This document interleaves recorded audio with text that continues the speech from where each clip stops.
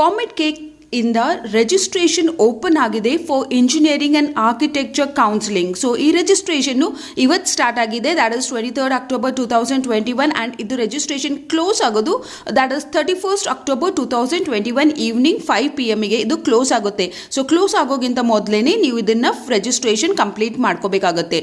So ಇದು ಕೆಳಗಡೆ ಸ್ವಲ್ಪ ಸ್ಕ್ರೋಲ್ ಮಾಡಿದ್ರೆ ಇಲ್ಲಿ ನೋಡಿ ರಿಜಿಸ್ಟ್ರೇಷನ್ ಮಾಡಬೇಕು ಅಂತಂದ್ರೆ ಇಲ್ಲಿ ಕ್ಲಿಕ್ ಮಾಡಿದ್ರೆ ನಿಮ್ಮ ರಿಜಿಸ್ಟ್ರೇಷನ್ ಪೇಜ್ ಓಪನ್ ಆಗುತ್ತೆ. ಸೊ ಇಲ್ಲಿ ನೀವು like your application SEQ number or user ID hockey password ಹಾಕಿ ಲಾಗಿನ್ ಅಂತ ಹೇಳಿ, and this is for engineering students. And ಇದನ್ನೇ ಬ್ಯಾಕ್ ಹೋಗಿ ಇಲ್ಲಿ ನೀವು ಆರ್ಕಿಟೆಕ್ಚರ್ಗೆ ಅಪ್ಲೈ ಮಾಡಬೇಕು ಅಂತಂದರೆ ಆರ್ಕಿಟೆಕ್ಚರ್ ಮೇಲೆ ಕ್ಲಿಕ್ ಮಾಡಿ. ಸೊ ಇಲ್ಲಿ ನೋಡಿ BArchಗೆ like 2021-22 candidates can login.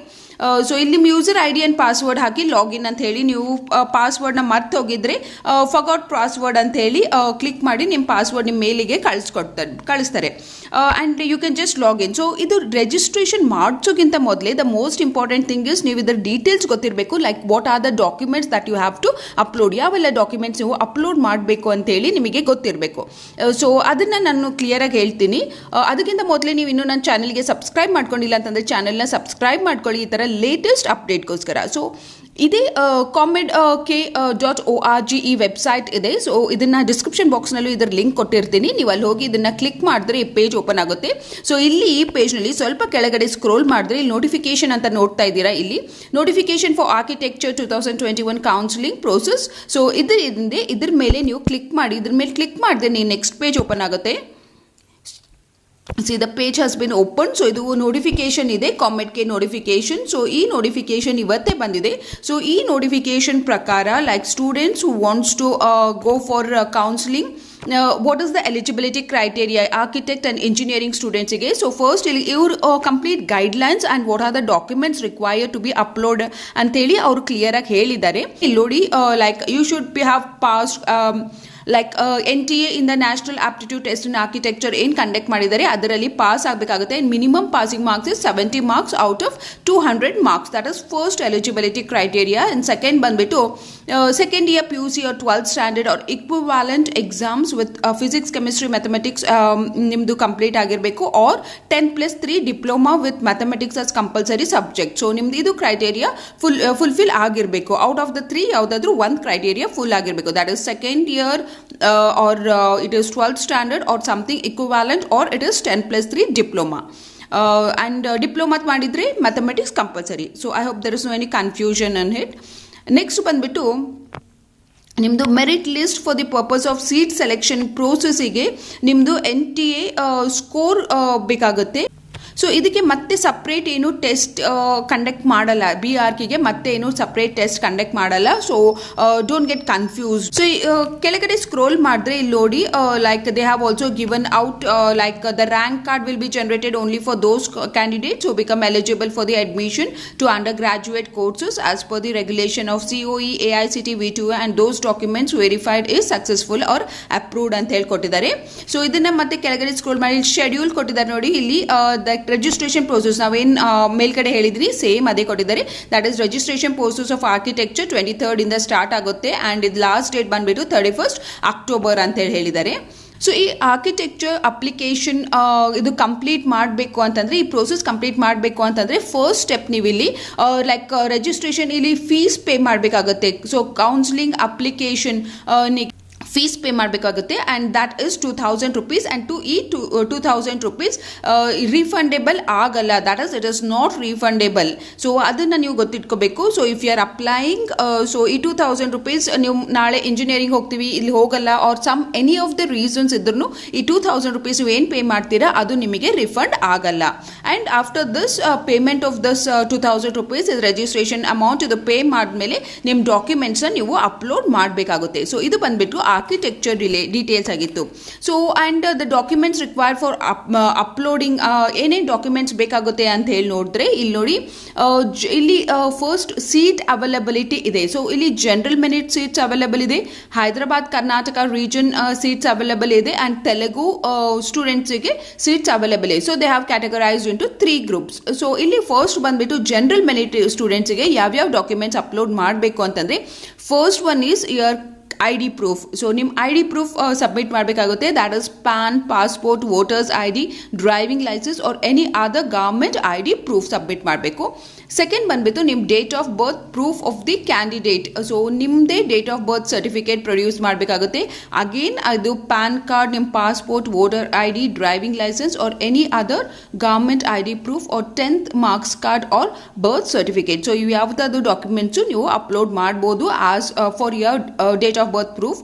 Third ಬಂದ್ಬಿಟ್ಟು candidate photo and signature upload ಮಾಡಬೇಕು. Fourth is signature of the parents or the guardians.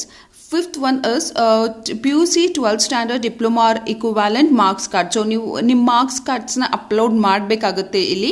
And ನೀವು ಸಪೋಸ್ CBSE ಕ್ಯಾಂಡಿಡೇಟ್ಸ್ ಆಗಿದ್ದರೆ ಡಿಜಿ ಲಾಕರ್ ಇಂದ ನಿಮ್ಮದು uploaded scanned image of the marks card ಏನಿರುತ್ತೆ showing the QR code, so ಅದನ್ನು upload ಮಾಡಬೇಕಾಗುತ್ತೆ. And next one is it is NAT entrance exam score card ನಿಮ್ದು ಏನಿರುತ್ತೆ. So last ವಿಡಿಯೋನಲ್ಲಿ ಹೇಳಿದ್ದೀನಿ score card is most important. ಯಾವಾಗಲೂ ಅದನ್ನು ಕಳ್ಕೊಬೇಡಿ, ಅದನ್ನು ಸೇಫ್ ಕಾರ್ಡ್ ಮಾಡಿ ಇಟ್ಕೊಳ್ಳಿ ಅಂತ ಹೇಳಿ. ಸೊ ಇಲ್ಲಿ ಅದನ್ನು ಡಾಕ್ಯುಮೆಂಟ್ನ ನಿಮ್ಮ ಸ್ಕೋರ್ ಕಾರ್ಡ್ನ ಅಪ್ಲೋಡ್ ಮಾಡಬೇಕಾಗುತ್ತೆ. And last one is it is admit card or DigiLocker marks ಕಾರ್ಡ್ಸ್ನ ನೀವು ಅಪ್ಲೋಡ್ ಮಾಡಬೇಕಾಗುತ್ತೆ. So this is for the general merit students.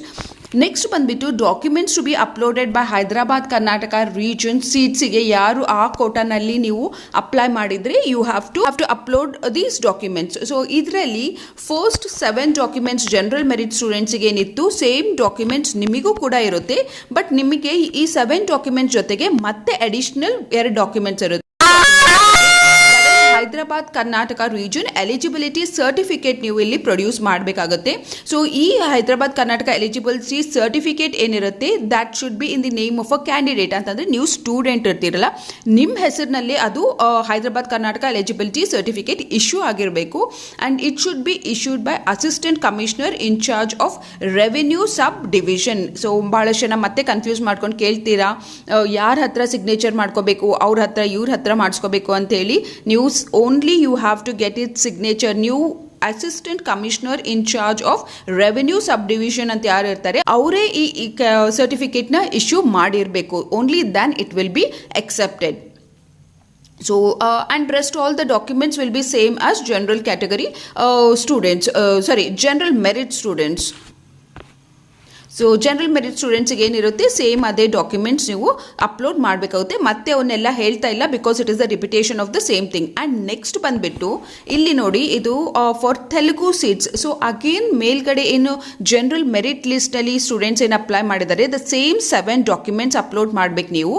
ಅದರ ಜೊತೆಗೆ ನೀವು ಕರ್ನಾಟಕ ಡಾಮ್ಸಿಲ್ ಸರ್ಟಿಫಿಕೇಟ್ ಒಂದು ಅಪ್ಲೋಡ್ ಮಾಡಬೇಕಾಗುತ್ತೆ. And this should be issued. ಇದನ್ನು revenue authority that is tahsildar ಅವರೇನೆ ಇದನ್ನ ಇಶ್ಯೂ ಮಾಡಿರಬೇಕಾಗುತ್ತೆ. ಆ್ಯಂಡ್ ಇದು ಏನು ಸರ್ಟಿಫಿಕೇಟ್ ಇಶ್ಯೂ ಮಾಡ್ತಾರೆ ಅದು ನಿಮ್ಮ ಹೆಸರಲ್ಲೇ ಇರಬೇಕಾಗುತ್ತೆ. ದ್ಯಾಟ್ ಇಸ್ ದ ಕ್ಯಾಂಡಿಡೇಟ್ಸ್ ನೇಮ್ನಲ್ಲೇ ಅದನ್ನು ಇಶ್ಯೂ ಮಾಡಿರಬೇಕಾಗುತ್ತೆ. ಅಂದರೆ ಅದನ್ನು ವ್ಯಾಲಿಡ್ ಆಗುತ್ತೆ. ನಿಮ್ಮ ಪೇರೆಂಟ್ಸ್ ಹೆಸರಿನಲ್ಲಿ ಇದ್ದಿದ್ದು ನೀವು ಅಪ್ಲೋಡ್ ಮಾಡಿದ್ರೆ ಅದು ವ್ಯಾಲಿಡ್ ಆಗಲ್ಲ. ಸೊ ನಿಮ್ಮ documents becomes incomplete or it is rejected. So ನಿಮ್ಮ ಹೆಸರಿನಲ್ಲೇ ಇಶ್ಯೂ ಮಾಡಿಸ್ಕೋಬೇಕಾಗುತ್ತೆ. ಆ ಯಾವ್ದು ಇಶ್ಯೂ ಆಗಿರುತ್ತೆ ಅದನ್ನೇ ನೀವು ಅಪ್ಲೋಡ್ ಮಾಡಬೇಕಾಗುತ್ತೆ. And next is Telugu mother tongue certificate. So ಇದು ತೆಲುಗು ಮದರ್ ಟಂಗ್ ಸರ್ಟಿಫಿಕೇಟ್ ಏನಿರುತ್ತೆ ಈ ಸರ್ಟಿಫಿಕೇಟು ನೀವು ಯಾವ ಸ್ಕೂಲ್ನಲ್ಲಿ ಓದಿದ್ದೀರಾ ಆ ಸ್ಕೂಲಿಂದು ಪ್ರಿನ್ಸಿಪಲ್ಲೇ ನಿಮಗೆ ಅದನ್ನು ಇಶ್ಯೂ ಮಾಡಬೇಕಾಗತ್ತೆ. ಸೊ ಯು ಹ್ಯಾವ್ ನಿಮ್ಮ ಹತ್ರ ಇದ್ದರೆ ಓಕೆ, ಇಲ್ಲ ಅಂತಂದರೆ ನೀವು ಯಾವ ಸ್ಕೂಲ್ನಲ್ಲಿ ಓದಿದ್ದೀರಾ ಆ ಸ್ಕೂಲಿಗೆ ಹೋಗಿ ಆ ಪ್ರಿನ್ಸಿಪಲ್ ಹತ್ರ ನಿಮ್ಮ ಮದರ್ ಟಂಗ್ ಸರ್ಟಿಫಿಕೇಟ್ ಅಂತೇಳಿ ಕೊಡ್ತಾರೆ. ತೆಲುಗು ಮದರ್ ಟಂಗ್ ಸರ್ಟಿಫಿಕೇಟ್ ಅಂತೇಳಿ ಸ್ಕೂಲ್ನಲ್ಲಿ ಇಶ್ಯೂ ಮಾಡ್ತಾರೆ. ನೀವು ಹೋಗಿ ಅದನ್ನು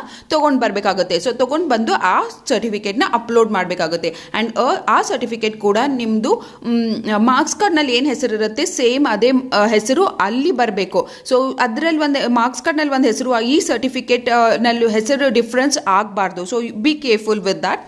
And the next one is it is study proof in Karnataka. So 7 years study certificate ಏನಿರುತ್ತೆ ಆ 7 years certificate ನೀವು ಅಟ್ಯಾಚ್ ಮಾಡಬೇಕಾಗುತ್ತೆ. ಆ್ಯಂಡ್ ಲಾಸ್ಟ್ ಬಂದುಬಿಟ್ಟು admit card or DigiLocker marks card. So earlier we have already discussed is. So ಅದೇ marks ಕಾರ್ಡ್ನ ನೀವು ಇಲ್ಲಿ upload ಮಾಡಬೇಕಾಗುತ್ತೆ. So these are the documents which you are suppose to upload. So ಇದು ಬಂದುಬಿಟ್ಟು 3 category ಸ್ಟೂಡೆಂಟ್ಸಿಗೆ ಇದು documents ನೀವು upload ಮಾಡಬೇಕು. ಆ್ಯಂಡ್ ಇದಲ್ಲದೆ like you have to upload ನಿಮ್ದೆಲ್ಲ ಡಾಕ್ಯುಮೆಂಟ್ಸ್ ಏನಿರುತ್ತೆ that should not be more than 1 MB. So ಅದು 1 MB ಗಿಂತ ಕಡಿಮೆ ಇರಬೇಕು.